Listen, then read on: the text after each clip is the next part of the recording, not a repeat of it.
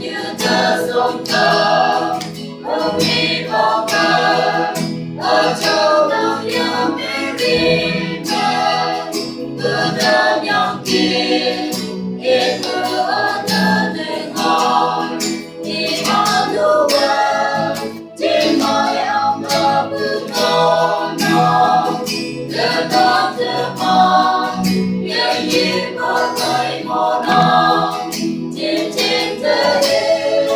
ở bên như lòng với mồ non bên phía si hoa con non hôn chi như bờ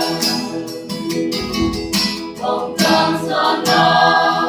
có ai ở trong cho người lớn để ông gì ta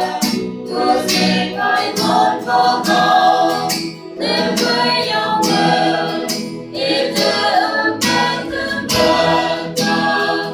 con sẽ mới nhau cứ phải ông mơ thương thương đi vào đủ bên chính phải ông mơ cứ ngồi nhau để nói từ mòn nhớ như con với ngồi non trên thế đi vừa thương nhiên đông với ngồi non bên phía si hoa mong đó muốn chỉ như ta Hallelujah in the middle of the bên phía si hoa cứ phải đi ở đâu nào nhớ rơi nhớ đi bước lên